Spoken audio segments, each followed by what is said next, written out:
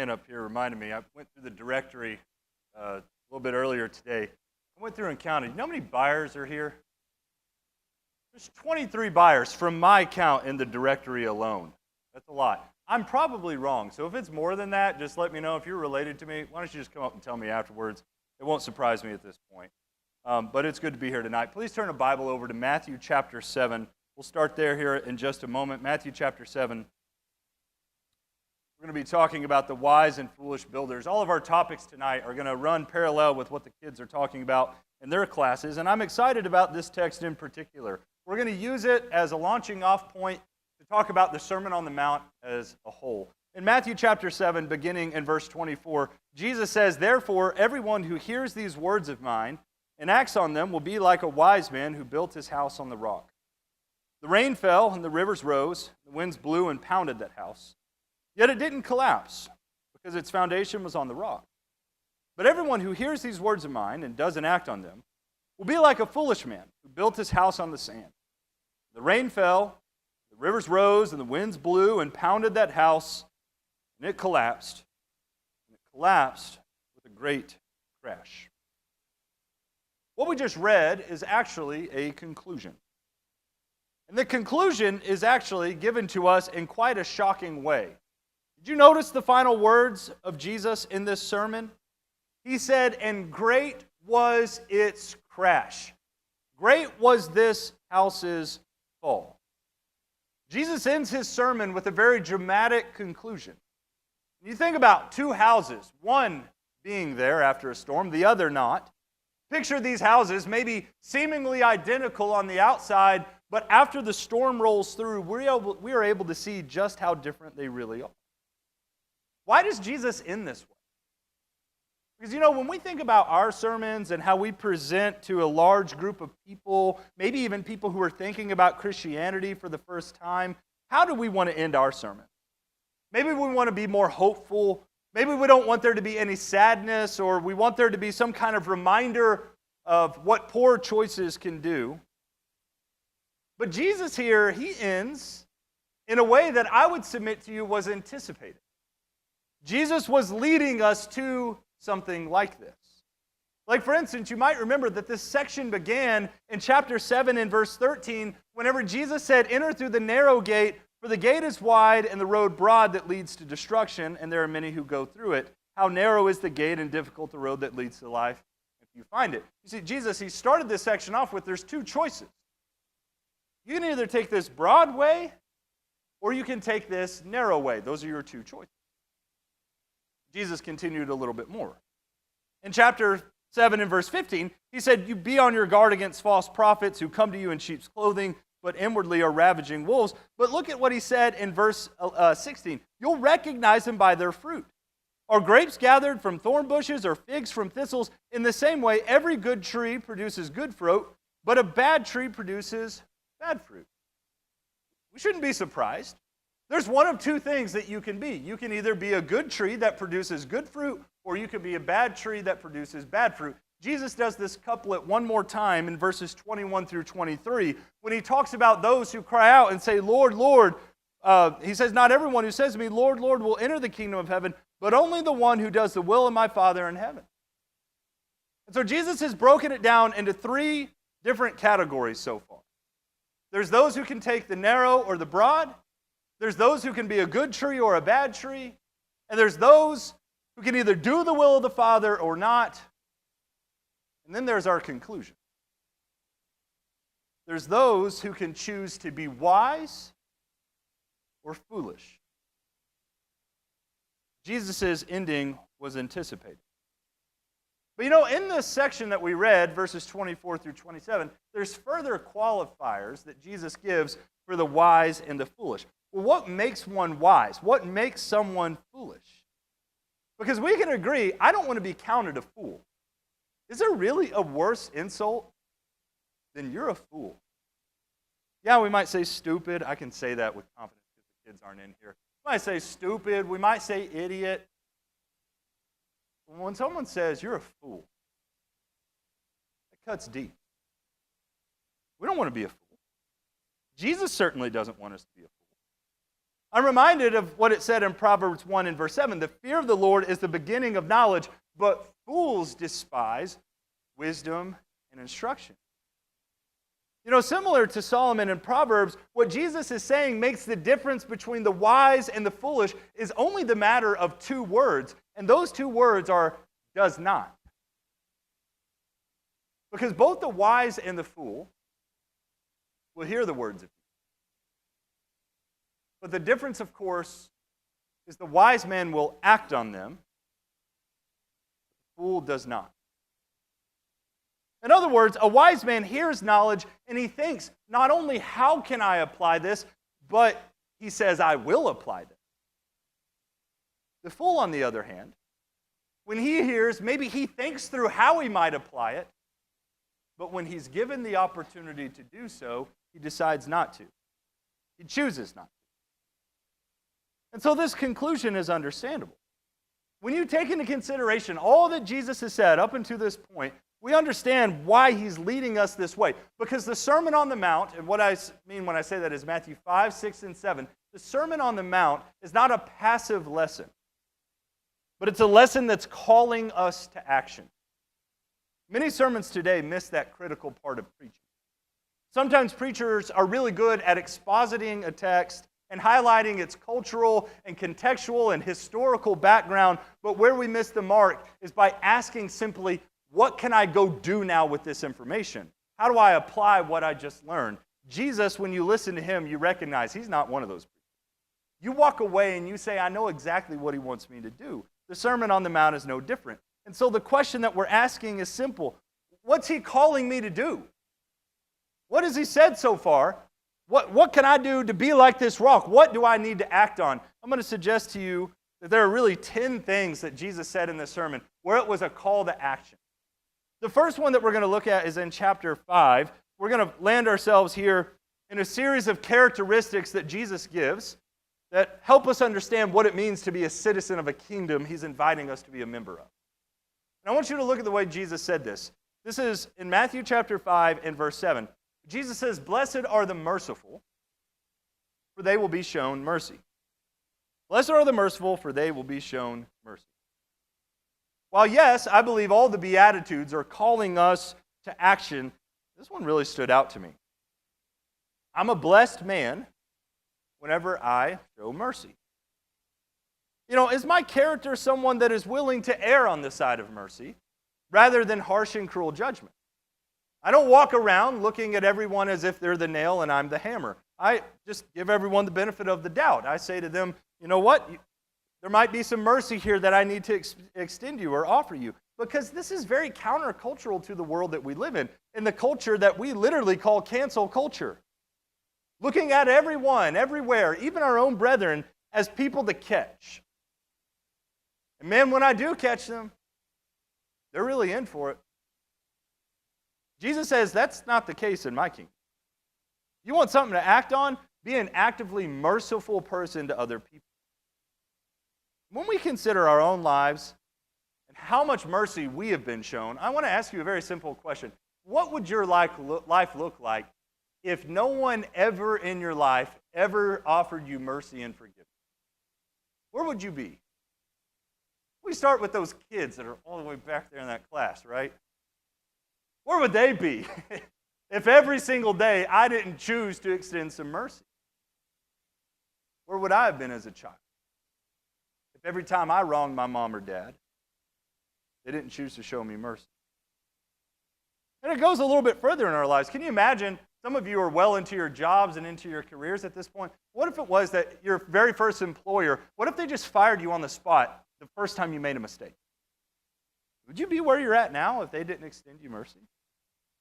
Or we think for just a second about our spouses. What if our spouses divorced us the very first time we said a cross word?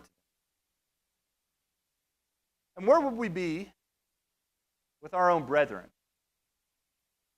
if no one ever showed me mercy? I would submit to you tonight that we wouldn't all be in this nice, cooled-off room worshiping together. We'd all be holed up in our houses because no one wanted to forgive each other.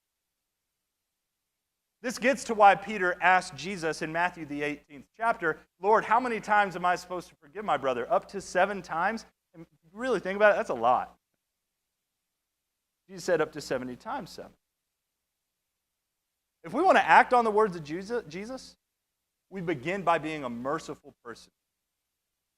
Let me show you another one. It's a very call to action kind of language. Look at chapter 5 and verse 14. Jesus says, "You are the light of the world. A city situated on a hill cannot be hidden. No one lights a lamp and puts it under a basket, but rather on a lampstand, and it gives light for all who are in the house. In the same way, let your light shine before others, so that they may see your good works and give glory to your Father in heaven." Again, a very clear call to action. There is no try to be the light of the world. Jesus said, you are the light of the world. This is expected of you. And it's more than just, I'm going to try and be a good person. It's good if we're going to try and be a good person. People need to know why we're doing that, though. Why am I shining my light? I need to open my mouth, speak up and tell them I'm different because I serve the one who gave me this. Sometimes we think our neighbors are going to see us get up and put on some nice clothes and rush off to church, and then maybe they'll talk to us. No. Maybe they are going to see you. Odds are they're sleeping in. Go be the light and tell them why you're being the light of the world. We know it takes more than that. You've got to say something. One of the things I've been excited about back at our home congregation, we've started doing neighborhood Bible study. What that looks like is different member will volunteer their home for the month, and they'll go around their neighborhood and they'll advertise and say, hey, we're going to have a Bible reading in our driveway. This Tuesday night, we're going to go through John chapter 1. They'll put it on the Nextdoor app. They'll put it on the Facebook group. They'll put it out on whatever it takes to get it out there. And then a few of us church members will go there. More than just hoping people will notice, it's going to them and showing them what the light looks like. We've got to think more actively. What are our kids going to sing tonight? Maybe not tonight, at some point. This little light of mine, I'm going to let it shine. They're going to let that light shine all around the neighborhood. They're going to say, let's let that light shine all around the whole wide world. Parents, they ain't going to do that unless we start doing it first. We've got to start shining our lights. You've got to be active, Jesus said. Now, in Matthew chapter 5, Jesus goes a little bit further on something we can do actively if we want to be a member of this kingdom. In chapter 5 and verse 27, Jesus says, you have heard it was said, do not commit adultery, but I tell you, everyone who looks at a woman lustfully has already committed adultery with her in his heart. If your right eye causes you to sin, gouge it out and throw it away, for it is better that you lose one of the parts of your body than for your whole body to be thrown into hell. And if your right hand causes you to sin, cut it off and throw it away, for it is better for you to lose one of the parts of your body than for your whole body to go into hell. We're in another section where Jesus calls out sin. And I would suggest that Jesus' approach to how we deal with sin is really reflective of how gross sin is. Like, for instance, imagine if you saw me pluck my eyeball out right now. How disgusting would that be to watch? If you saw me cut off my right hand right now, how disgusting would that be to watch? You see, many of the pictures of the extremes we should be willing to go through for sin are reflective of how gross sin is. Why do you think the cruel cross is so disgusting to read and think of? Because it's representative of how gross sin is. So Jesus says things like this to wake us up. I ought to be willing to go through extremes actively in order to distance and further myself from sin. How practical do we become with admonitions? Let's get real. Brother or sister, if you're struggling with pornography, it's time to get some help. There's a smartphone or there's a laptop, if there's something that you're getting access to, confess that to your brethren and get some help with that. It's time to cut off the right hand. That might be uncomfortable and awkward to talk about, but we're trying to be practical with what Jesus is saying here. We want to be the wise man who builds on the rock. Satan, of course, sneaks this lust in different ways. There's innocent ways with Facebook and Instagram and TikTok. Don't get me started on that. Where there's these different reels that pop up and we think, I'm not lingering, I'm just going to scroll through until we do linger. And then all the while, the Apple creators and the phone creators have made it really easy to just delete the app.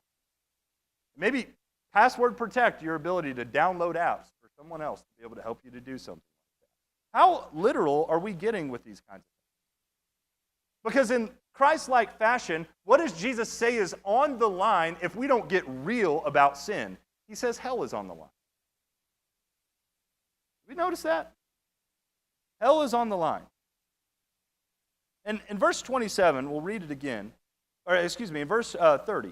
If your right hand causes you to sin, cut it off and throw it away. It is better that you lose one of the parts of your body than for your whole body to go into hell.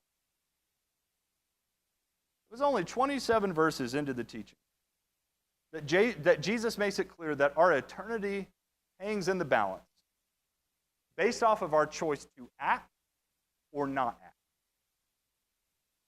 Look at another one.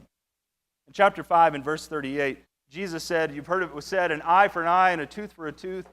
But I tell you, don't resist an evildoer. On the contrary, if anyone slaps you on your right cheek, turn the other to him also. As for the one who wants to sue you and take away your shirt, let him have your coat as well. And if anyone forces you to go 1 mile, go with him 2. Give to one who asks of you, and don't turn away from the one who wants to borrow from you. I put on the PowerPoint, go with him too, but we see the surrounding calls to action in those verses. Don't resist an evildoer, turn the other cheek, let him have your coat, give to the one who asks. How often are we given opportunities like this? You know, I know it's preached in this pulpit and others, and rightfully so, that when it comes to the first day of the week collected funds, those are to be used for the saints of the Lord's people. That is a very easy pattern to establish throughout the Scriptures, by the way. Very clear. That is something we ought to be teaching. But when we're given an opportunity as an individual to help a non-saint, how likely are we to do it? How excited are we for an opportunity like that? At a moment where we can literally act on Jesus' words and give them a coat when they need a coat. Are we doing it? You might remember James will say in his epistle, if a brother or sister is without clothes and lacks daily food, and one of you says to them, go in peace, stay warm, and be well fed, but you don't give them what the body needs, what good is it? You hear Jesus saying the same thing? If we're only doing good to those who do good to us, what good is that to us? Will we go the extra mile when Jesus presents the opportunity? Or are we going to cloak ourselves in excuses? I'm too busy. I don't have the resources. Someone else is going to help them. Those are all just versions of saying the same thing. I don't want to do it. So I'm not going to act. And thereby, I'll be a fool. Jesus says in this next section, in verse 43, you've heard that it was said, love your neighbor and hate your enemy. But I tell you, love your enemies and pray for those who persecute you, so that you may be children of your Father in heaven. For he causes his sun to rise on the evil and the good, and sends rain on the righteous and the unrighteous. For if you love those who love you, what reward will you have? Don't even the tax collectors do the same? And if you greet only your brothers and sisters, what are you doing out of the ordinary? Don't even the Gentiles do the same? Be perfect, therefore as your heavenly Father is perfect. Here's another thing that calls us to action. Love your enemy. Why would Jesus say that? Because hating my enemy is what feels natural. That's what feels right. It's just natural for me to ignore them and secretly hope for their downfall. And man, when they do downfall, I'm going to gloat. I'm going to rejoice. And sometimes it feels right to encourage their downfall, put stumbling blocks in front of them and sit back and laugh. Why does Jesus say to love our enemy? Because in verse 48, that's how we mimic the Father. He says, think about the Father. In verse 46, consider that he gives the rain to the just and the unjust. How much more so should we, his children, want to mimic his actions? This section, I believe, is hard for a lot of people. It's hard for me. And I'll tell you why. Because I don't really know if I have anybody I would consider an enemy. You ever feel that way? When you go back and you read through 1 Samuel, you look at like David and Saul, and then you get to 2 Samuel and you read about David and Absalom, and you look at all these people who had like classified enemies. I read that and I go, I think I'm a likable person. I don't think anybody hates me. But that's because we're not thinking practically. Because if we're willing for just a moment to think about those groups of people that we know have very dangerous ideologies and agendas, that can really stir me up. That can frustrate me in a godly way. But if you get me talking about it for long enough, if I'm not careful, my disgust for their views begin to create in me a hatred for them. Not just their moral, but their person. And if I stew on that for long enough, and I give into that bitterness for long enough, what do you think is going to happen whenever I am given an opportunity to lend a coat or a helping hand to somebody that comes from that background? I'd imagine we would be a lot like the Pharisee and the Levite that we read about in the story of the Good Samaritan in Luke 10, where if we've been stewing in that bitterness and selfishness, we will pass by on the other. You remember how Jesus ended the story of the parable, or the parable of the Good Samaritan? He asked the man, which of these three do you think proved to be a neighbor to the man who fell into the hands of the robbers? And of course, he says the one who showed mercy to him. You know how Jesus ended that? Go and do the same. A call to action. Don't just hear my words, but act on them and do them. Another one in this text is in chapter 6 and verse 5. Really simple 3 words. Whenever you pray, and he'll continue to go on and give some instructions. What Jesus is doing in these sections is he is giving, it's in the midst of a triplet of encouragements around our religious acts of worship, giving, prayer, and fasting. And you notice he doesn't say if you give, or if you pray, or if you fast. He says when you pray, and when you fast, and when you give. This is something Jesus assumed we would be doing. And the Gospels do a beautiful way of emphasizing how much prayer was central to the ministry of Jesus. Luke's Gospel specifically does that. He'll highlight 12 different times that Jesus escaped to pray for some very different reasons.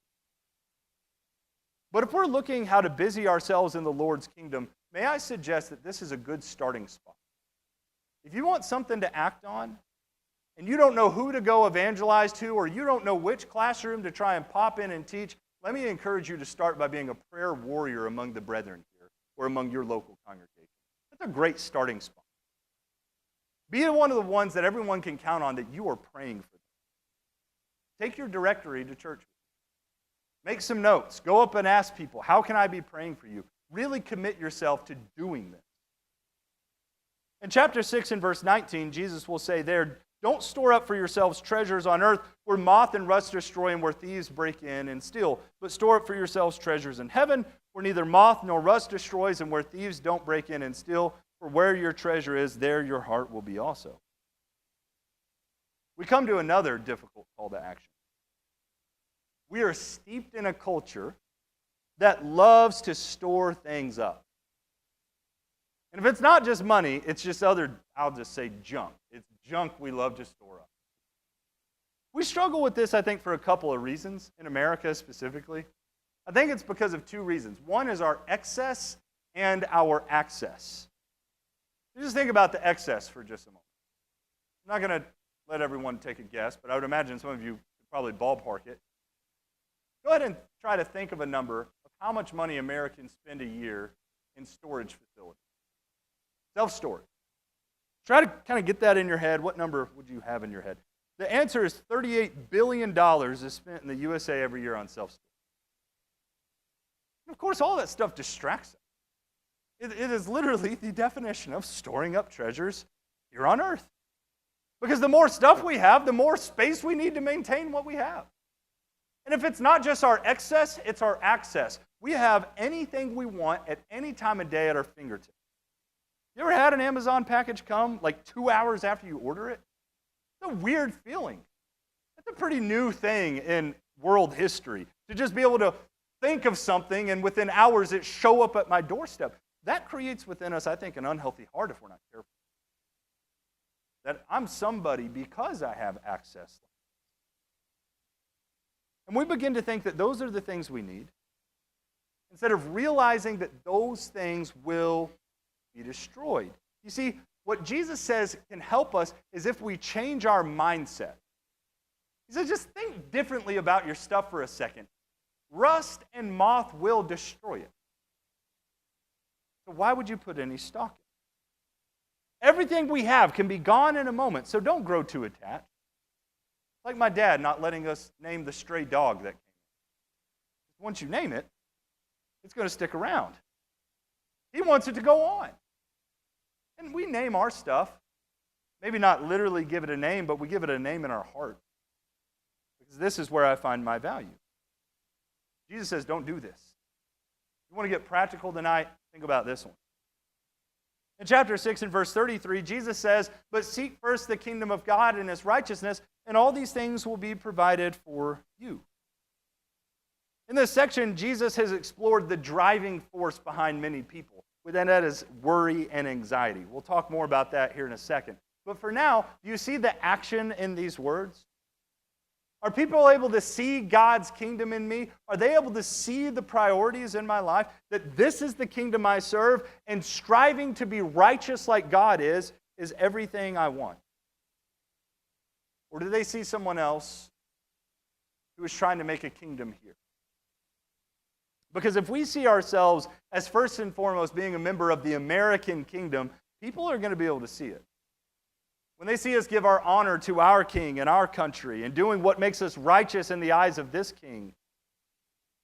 But if we seek this kingdom first, then everything else is going to come second, third, fourth, and on. Chapter 7 and verse 4. Ask and it will be given to you. Seek and you will find. Chapter 7 verse 4. Or how can you say to your brother, let me take the splinter out of your eye, and look, there's a beam of wood in your own eye? Hypocrite, first take the beam of wood out of your eye, and then you will see clearly to take the splinter out of your brother's eye. Before we turn around and point out the speck in my brother's, Jesus says, you take the beam of wood out of your own eye. Look in the mirror. Jesus never uses the word repent in Matthew 5, 6, and 7, but it's in statements like this you see it. You take the beam of wood out before you even try to point out a flaw in a brother or sister. Whatever that beam is for you tonight, this is an action. And yeah, it's going to be painful. You ever had to get a splinter taken out? It hurts. But it's the only way for you to recover. And it's going to be the only way that you can help your own brother or sister. And finally, in chapter 7 and verse 15, Jesus will say, be on your guard against false prophets who come to you in sheep's clothing, but inwardly are ravaging wolves. And there's this one. No doubt a call to action. We think of a soldier who is commissioned to keep watch. His job is to stay alert in the camp. And when a stranger approaches the camp, he's not going to shoot on, but he is going to grab that guy and he's going to ask a lot of questions. What are you doing here? What are your intentions? Christians, we ought to be doing the same thing. When someone comes in here and wants to introduce themselves as a teacher or a preacher of God's word, we don't shoot them on sight, but we do say, hey, what are your intentions? What are you doing here? Jesus told us to be on guard against false prophets. And the only way to do that is for us to be in our Bibles. Measure up what they're saying with what Jesus has said and what God has said about them. And so what we have here is we have 10 things to act on. How are you doing? Do you see the admonition that Jesus is giving here? I mean, surely all of us could find one or two or three of these that we could actively pursue so that we can make sure our house is built on the rock. But wait a second, there was another part of that, right? Jesus said in chapter 7, in verse 25, or in verse 26, that everyone who hears these words of mine and doesn't act on them will be like a foolish his house on the sand. Okay, so we've looked at what it looks like whenever we build our house on the rock, but I would also suggest to you, if we just look at the inverse of all 10 of those, what we're able to see is a house built on the sand. And it's really scary when you think about a house that looks like the one we're about to talk about. If we're not somebody that's merciful, then instead we're unmerciful. We show no mercy, and so we don't get any mercy from others. And that's why Jesus ended his model prayer in 6:14 and 15 with, Lord, help us to forgive others as you forgive our. I want you to also think about if my life was not consistent with shining my light, but putting it under a basket, because that'll be another part of the song the kids sing this week. Hide it under a bushel? No. I'm going to let it shine. What would it look like if this church was full of people who decided to hide their light? Let me ask you, what would it look like? I mean, instead of cutting off and gouging out the right hand and the right eye, this church was full of people who gave into lust. What if the church was full of fathers and mothers and men and women who didn't want to control their sexual desires and passions, but gave into lust every time it presented itself in any shape or fashion? We've been on a fast track to be like the church in Corinth, I'll tell you that. What if we were a church who was selfish and uncharitable? Full of people who only did things for others in the hope that maybe they'll get something in return? Or when the opportunities arose to serve other people in some other capacity, we shun them and we pass them off and we say, that's just not my problem. What would it look like if the church had people doing that? What if we had people who hated their enemies instead of loving them? What if we acted like the rest of the world does in regard to their enemies and try to snuff them out and take things into our own hands? Because vengeance belongs to me, not the Lord. I'll repay.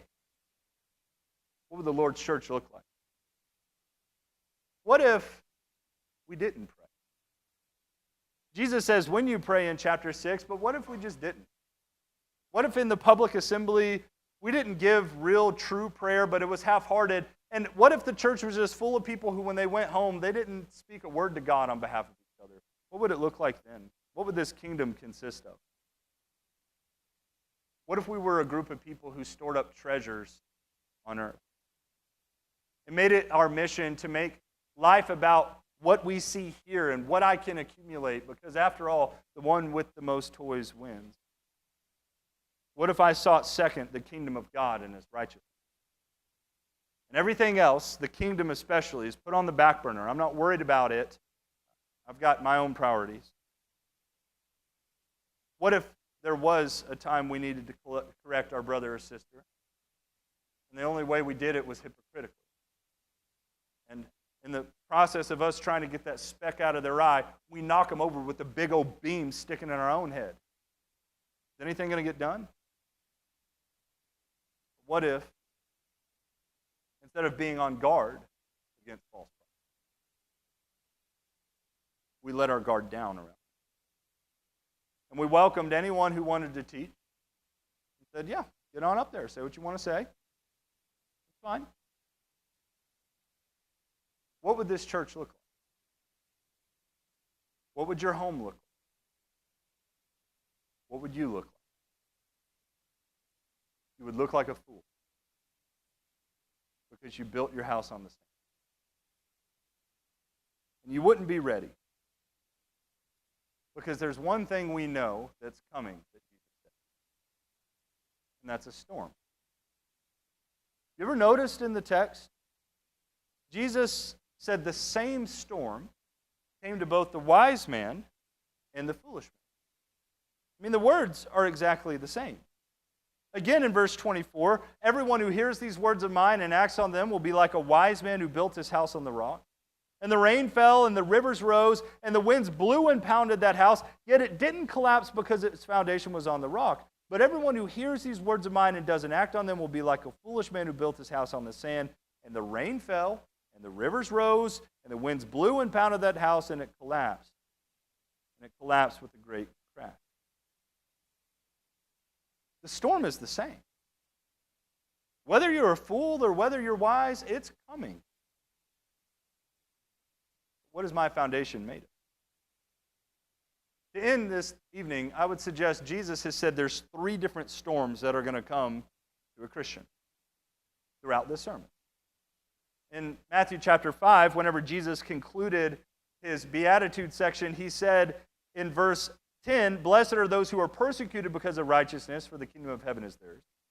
You are blessed when they insult you and persecute you and falsely say every kind of evil against you because of me. Be glad and rejoice, because your reward is great in heaven, for that is how they persecuted the prophets who were before you." Persecution is coming. And if I built myself on the rock, I'm ready for it. I'm going to be a lot like the apostles were in Acts 4 and 5. And I'm going to be bold. And even when I am persecuted, I'm going to pray to God that I can be more bold. Or I can be like those Christians that it sounds like are going to get admonished in Hebrews. Do not go back on Jesus. You've already suffered once. You can do it again.